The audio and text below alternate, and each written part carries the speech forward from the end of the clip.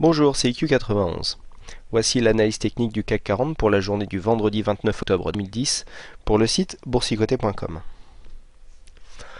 Donc aujourd'hui, dans la lignée des dernières séances, nous avons eu une bougie encore relativement hésitante qui est venue s'inscrire ici dans la continuité des précédentes séances, donc avec quasiment le même trend de cotation ici entre 3860-70 et 3800 points.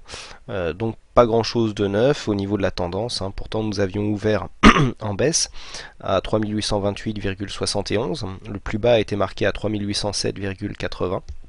Le plus haut à 3857,58 avant de venir en clôture marquer 3833,50 points. Donc nous terminons quasiment inchangé puisque la variation est de moins 0,03%.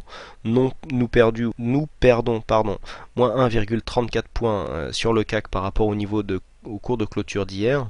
Donc bon, c'est inchangé. Alors ce qui est intéressant de constater, c'est que nous sommes malgré tout juste sous le Fibonacci 3,6 que je vous avais indiqué en début de semaine comme étant la zone à ne pas franchir pour ne pas considérer que nous sommes en consolidation. Bon ben là pour la deuxième fois de la semaine on clôture en dessous puisque nous avions clôturé ici et on vient commencer à marquer des nouveaux plus bas ici sur cette ligne parce que ici le plus bas n'avait pas été marqué de la semaine. Donc si on regarde un petit peu les plus hauts qui sont eux aussi légèrement baissiers, on peut dire que nous sommes dans une tendance très court terme légèrement baissière. Il n'y a rien de bien méchant, il n'y a pas une grosse dynamique, mais pour l'instant petite préférence baissière. Au niveau des indicateurs, on a un RSI ici qui est relativement neutre, 56 points. Le stochastique donc confirme son signal de vente en faisant passer sa ligne de signal sous la ligne de surachat. Donc nous confirmons le signal de vente. Le MACD lui est négatif, ça fait un petit moment. C'est le premier indicateur à avoir signalé un possible retournement à la baisse ici sur ce plus haut. Au niveau des volumes, donc dans la moyenne, au niveau de la volatilité, pareil. Alors j'en profite pour revenir sur une remarque que j'ai vu passer sur le chat concernant les volumes sur ces dernières séances. Ce qu'il faut savoir, c'est que beaucoup de plus en plus maintenant de transactions sont passées sur des plateformes alternatives, notamment comme les CFD pour les plus connus. Et donc les volumes que nous avons là ici sur ce graphique ne concernent que les transactions réalisées sur la plateforme Euronext, donc NYSE Euronext, puisque maintenant ça a fusionné. Donc si beaucoup d'investisseurs partent d'Euronext pour aller sur la plateforme alternative, c'est des transactions qui ne sont plus comptabilisées ici dans les décomptes des volumes, et donc ça peut donner l'illusion en fait que de moins en moins de transactions sont faites CAC, mais bon, ce qu'il faut savoir, c'est que maintenant de plus en plus de transactions sont faites sur ces plateformes alternatives, et donc c'est pour ça que je parle moi de variation de volume, que je trace une moyenne pour voir un peu une variation sur du court terme. C'est plus pour dégager les tendances, mais ça n'a aucun rapport par rapport à une baisse des volumes, je dirais sur le plus long terme. Ça ne veut pas dire non plus qu'il y a forcément de moins en moins d'investisseurs sur le marché. Voilà, petite parenthèse. Donc ici, au niveau de la tendance, légèrement baissière, on n'a pas eu de signaux déclenchés par rapport aux signaux qui sont donnés sur le site. Ça n'a pas cassé ici ni la zone haute ni la zone basse, donc pour l'instant rien de nouveau. Tendance légèrement baissière, donc à surveiller toujours ici la zone des 3800 points, qui est critique, on le verra tout à l'heure sur la vue hebdomadaire, et puis le plus haut ici entre 3890 et 3900 points, le dépassement des 3900 points pourrait libérer un petit peu de potentiel haussier.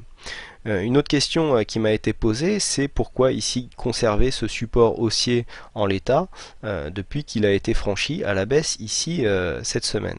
Tout simplement parce que pour définir une tendance, alors tout à l'heure je vous parlais d'une tendance baissière, pour une tendance baissière, on prend la résistance, c'est-à-dire on essaye de voir s'il y a une dynamique au niveau des plus hauts. Pour une tendance haussière, c'est l'inverse, nous prenons les plus bas, et donc il faut que les plus bas soient toujours de plus en plus hauts. Par contre, pour définir un plus bas, il faut qu'il y ait dépassement du précédent plus haut. Exemple, ici, nous avons une petite vague, donc un plus haut ici, nous venons descendre. Ensuite, nous avons une cassure qui se fait ici, le plus haut est marqué là, et nous venons descendre. Alors, le plus bas significatif sera le plus bas qui se situe entre les deux précédents plus hauts que nous avons là. Donc les deux précédents plus hauts nous donnent ici un plus bas là, et là, idem, quand nous venons casser ici le précédent plus haut, et bien le plus bas se trouve entre les deux précédents plus hauts, et donc entre ces deux bougies nous avons ici ce plus bas. Donc ici ces plus bas sont significatifs, et comme ils sont relativement bien alignés, on peut définir une ligne de support haussier. Par contre, si comme on me l'a suggéré, je venais déplacer ici ma ligne de tendance, voilà, j'essaie de l'attraper, non pardon, c'est pas ça qu'il fallait faire. Alors si j'essaye de déplacer donc ma ligne de tendance pour ici, voilà, la coller sur ce bas, pour avoir une ligne parallèle ici à la résistance, eh bien en fait nous nous mettons un plus bas qui n'est pas encore significatif, car on ne sait pas si on va aller remarquer un plus haut que celui-ci, donc on ne sait pas si ce plus bas est significatif, et la preuve c'est que nous avons encore marqué un nouveau plus bas, donc nous ne savons pas pour l'instant si ce plus bas sera significatif de la tendance, donc il ne nous permet pas ici de tracer cette ligne d'un point de vue correct. Donc pour l'instant le support reste en l'état, et on changera le tracé quand les conditions de marché nous le permettront. Je vous propose donc une vue hebdomadaire. Donc sur la vue hebdomadaire, nous nous rendons compte par contre que les plus hauts sont venus en plus haut que le précédent plus haut, et le plus bas a monté lui aussi, donc nous restons ici dans une tendance moyen terme, puisque c'est une vue hebdomadaire, nous restons dans une tendance haussière, même si nous avons ici, au niveau du stochastique, une situation de surachat. Par contre le MACD, on a vu ici, se retourne, puisque l'histogramme est passé rouge, malgré qu'il soit en positif, et donc cela signifie que son évolution commence à devenir baissière. Donc toujours une petite baisse ici au niveau des volumes, donc qui pourrait traduire un essoufflement, qui est un peu visible ici.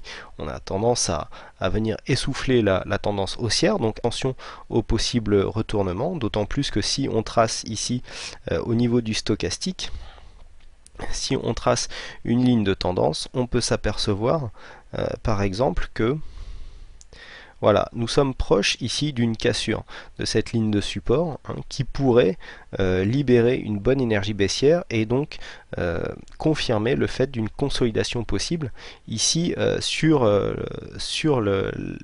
le CAC en vue hebdomadaire, donc d'un point de vue moyen terme. Donc attention, beaucoup d'alertes, nous sommes très haut, vous voyez la hausse a été quasiment ininterrompue, et il ne serait pas une consolidation, si on vient consolider la moitié de la tendance, et bien nous sommes partis ici environ à 3400 points, nous sommes à 3009, donc on pourrait 3650 venir ici sur ce support pour consolider ici cette précédente hausse. On ne reviendrait que consolider que 50% de la tendance. Voilà donc ce que l'on peut dire sur cette tendance. Et puis vous voyez les 3800 points qui ont été une résistance, et depuis la cassure ils agissent en tant que support, donc les 3800 points sont à surveiller à ce titre. Au niveau du Forex, eh bien, nous n'avons pas de signaux non plus cette semaine, et puis, enfin sur cette séance, et puis la situation de surachat que je vous avais signalé hier a été transformée, puisque nous sommes venus consolider ici avant de nous reprendre. Donc pour l'instant, rien de neuf ici au niveau de tendance sur la paire euro-dollar. Voilà ce que l'on pouvait dire donc sur la séance du jour. Donc il ne me reste plus qu'à vous remercier toutes et à tous pour votre attention et pour votre participation sur le site boursicoté.com. N'hésitez pas à vous inscrire sur le compte Twitter du site pour bénéficier des mises à jour en temps réel de la vidéo de l'analyse du site. Et puis il ne me reste plus qu'à vous souhaiter donc un bon week-end, bonne chance dans vos trades, et je vous donne rendez-vous dès lundi pour une prochaine analyse. Bonsoir.